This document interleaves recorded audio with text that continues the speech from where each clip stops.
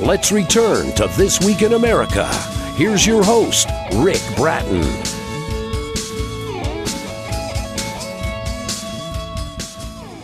Welcome back, everybody, coast to coast. This Week in America. The Best Money Can Buy is a story where the Bible is challenged by wealth and fame.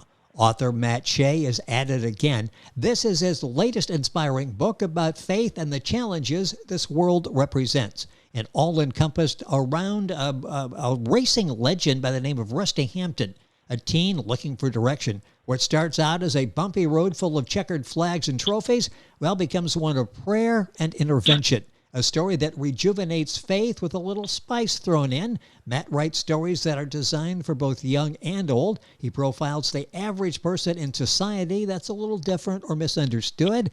A frequent guest on our program. It is a pleasure to welcome back on This Week in America, Matt Shea, to talk about his latest, The Best Money Can Buy. Matt, welcome back to the program. It's great to have you with us.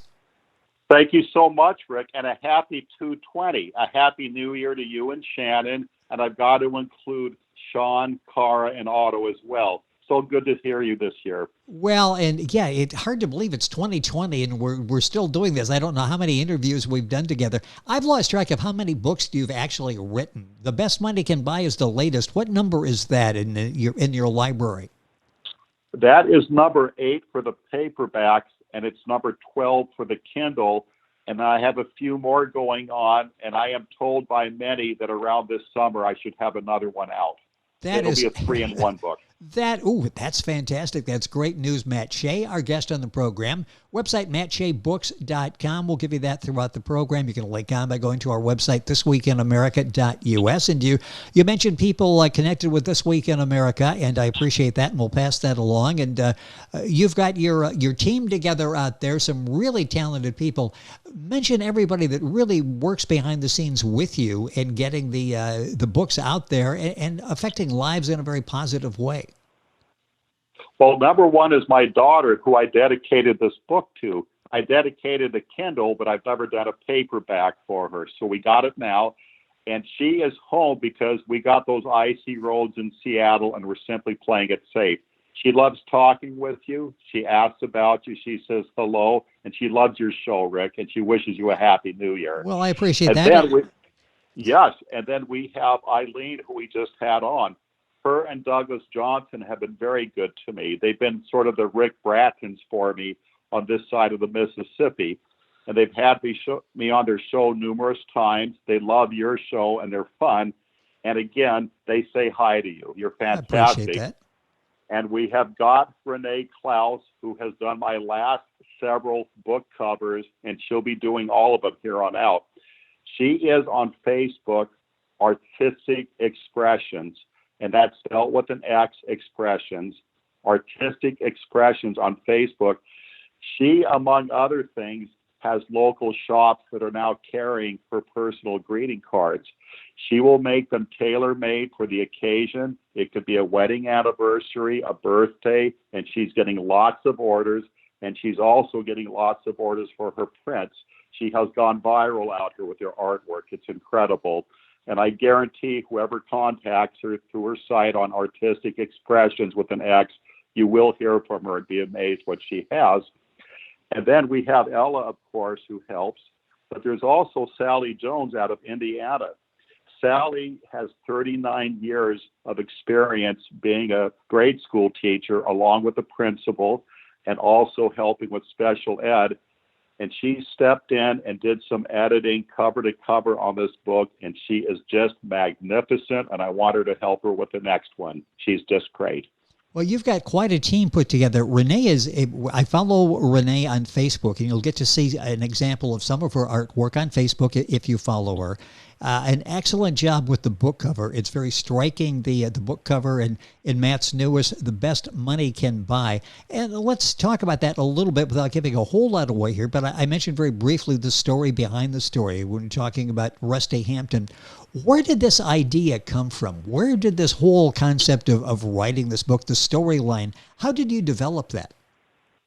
This has been something that has been building up my entire life without me being aware of it. And then one day Ella mentioned again, because this has to do with adoption, but not adoption at birth. Adoption when a kid is in grade school, so they understand that it is the adoption process and not an actual biological family. She mentioned about someone she knew of who was adopted into a wealthy family, and for years the question was, are these expensive gifts because of the wealth symbolic, or do you actually love me? I've met other people who were adopted later in life in grade school where their parents initially were strangers, and then through time they meshed in that, hey, we are a family, they do love me. And so that's what this is all about. The character Rusty Hampton had been let down several times, and then finally at age 8, once again out of foster homes, actually being adopted. But this time it held true, it caught on. But he's once bitten, twice shy. So he goes through quite a lesson in life and acid test before he realized this is indeed a family. I do belong here, and I will now live life. How long does it take you once you come up with the concept there? And again, it's taking ordinary people and making extraordinary people out of them. Once you come up with the concept, how long does it take you to then go back and flesh out a story and put the story together and get it ready for publication? This one went quick because when Ella explained to me about someone she knew of in her past, everything fell into place about the many people I know in the same situation and the trials they went through that led up to that grand moment of acceptance. And so once I understood I was going to write this book and started writing notes to myself, I got this book done in 8 months. Oh, that's amazing. And the book, by the way, is The Best Money Can Buy by Matt Shea. That's S-H-E-A. Website, mattsheabooks.com. Book available in all of his books, wherever books are sold. If you go to the website, you'll get a lot of great information, a lot of stories there that you can read as well, and information on where you can get all of the books, including the latest. I love the character in the book, Rusty Hampton. You make your characters come alive? They really feel real. Is that because, obviously, this is based on somebody that's been working in your mind? Is that part of the secret of that these characters in your mind, they are real? They're not just characters that are in a story. They're part of Matt's life for a while. My Rusty Hampton character is actually a true character that Ella knew many, many years ago in the state of California by the name of Stanley. And Stanley was adopted at an older age by a wealthy couple, and in turn, they could buy him race cars, and the rest is history. So this story is pretty much a parody of it with a few twists. But it's very important, people, to know that we're all one family, and I think adoption is probably the greatest feat a human being could possibly do. If I was king of the world, everyone who adopts, I would set them up beautifully for life. It is such a right thing to do for a fellow human being. But again, when you have someone who has gone through the trials of hit and miss with foster homes, they're scarred, they're damaged products, they're going to have their guard up for quite a while. Now, what I want to point out about Rusty Hampton, he's like my friend Joey. I walked home from kindergarten with Joey my first day in kindergarten. Joey let me know that he was adopted, but those weren't his parents. Years later, you better believe they were his parents. And so at a young age, I was introduced to this concept. The book is The Best Money Can Buy by Matt Shea, our frequent guest on the program, back talking about this and so much more that Matt has going. And he takes stories like the story with Rusty, makes them come alive, gives you maybe a sort of a sense of the people around you in a world that's full of people, of different types of people. And he does such a wonderful job in bringing these stories, uplifting stories, and this certainly is another one, The Best Money Can Buy. One of my favorites, Judge Alvin Wong. Now, I understand that's an audiobook. You've got some audiobooks that you're working on as well? Yes, I am. We have Judge Alvin Wong, out on audio.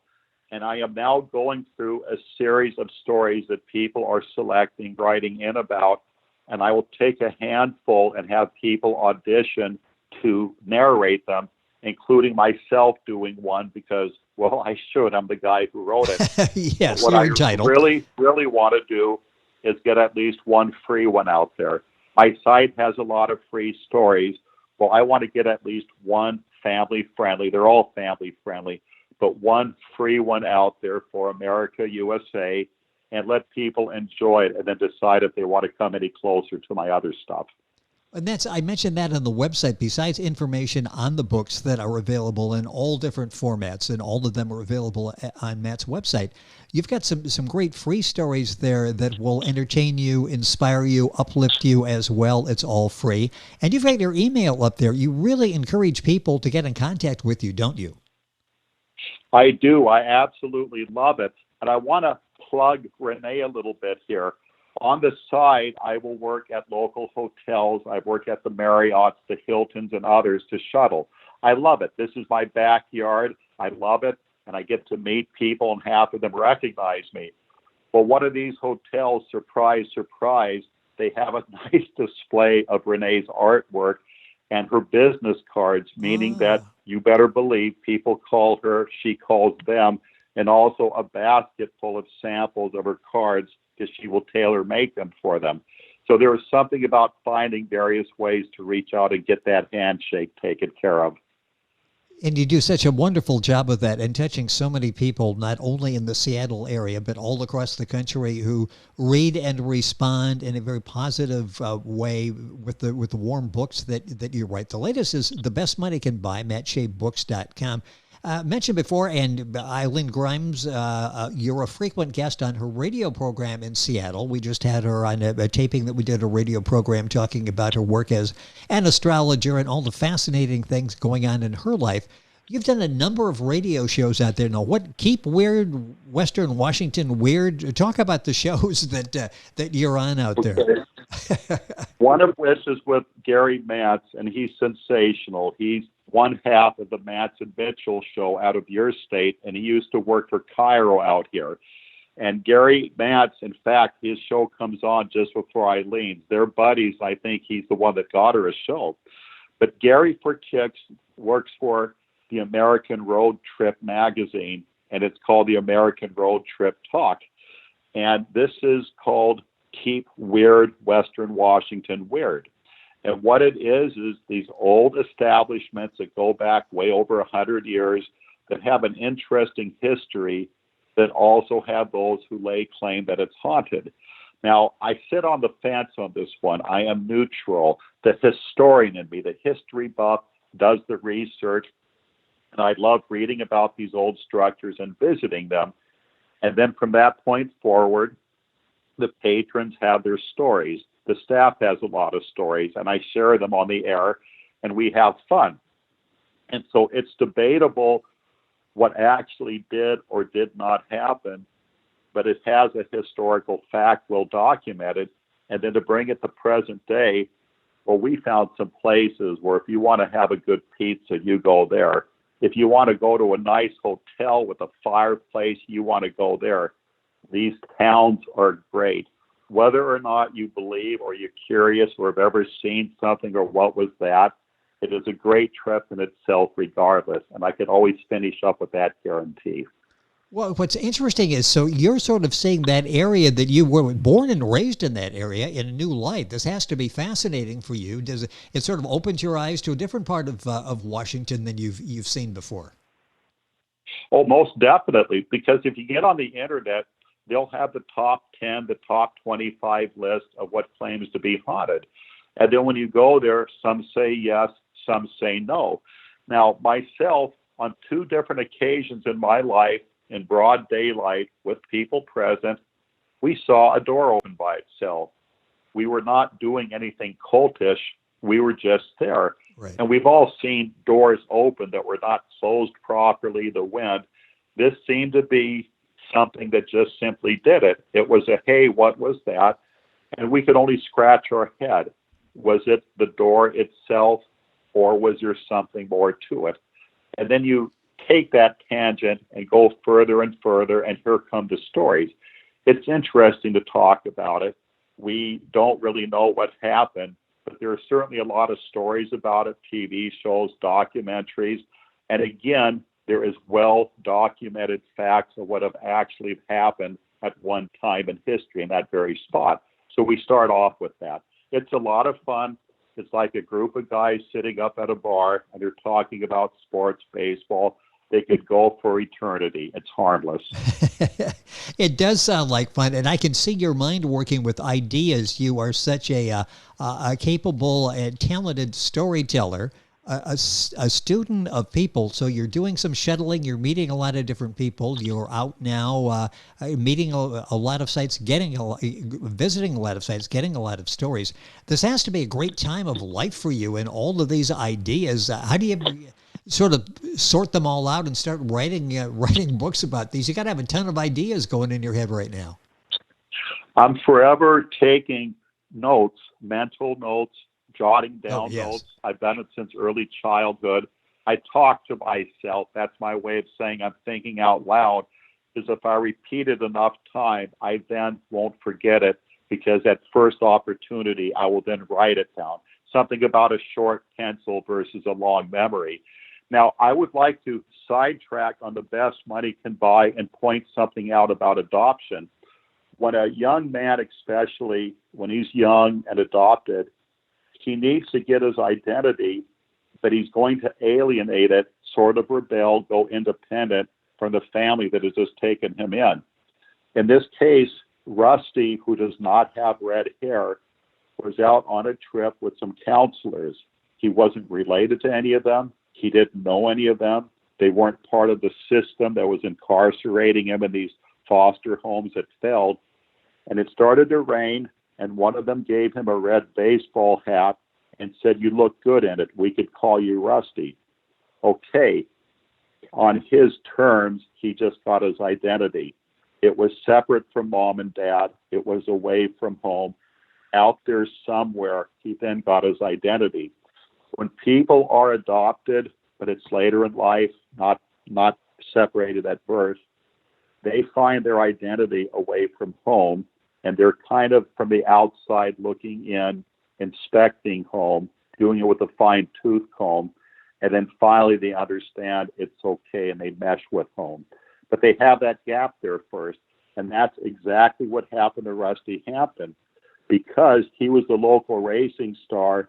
And lo and behold, he found a little boy that didn't have a father figure. It takes one to know one. And Rusty informally adopted him. And to make a long story short, he gave the kid a Bible he always carried, because that was the one gift his dad gave him that held true every night. And to make a long story short, that boy got a normal family. Rusty guided him so that this young 14-year-old boy would grow up and get married and have a family with a child the way it should be. Rusty had that accomplishment because he knew better, and he guided a lost soul. And that's the beauty of this story.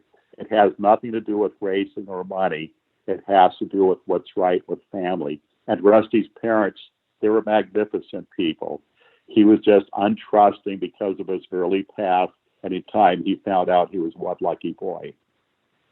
Well, there's so much there as Matt talks about the book, and it, besides just a really entertaining, uplifting read, there's this layer of truth there, an understanding of adoption and what that means for all the parties concerned. That's what makes what Matt, what he does so impactful. The new book is The Best Money Can Buy. What are you working on now? You mentioned that you maybe have something coming up this year. I can tell your mind is extremely active and you got a lot of ideas. What can we expect next from you? Well, one of which is that I've had the good fortune at working at the Emerald Queen Casino. And again, I'm a shuttle driver, and I'm pretty boring to be working at a casino. I don't drink, smoke, or gamble. And if I tell a joke, they probably have heard it 2 million times already. But what really got me about it is that I would see people who were decent that thought, well, this $20 meant for the guys my night out. I will attempt to make money with it to get on top of the bill.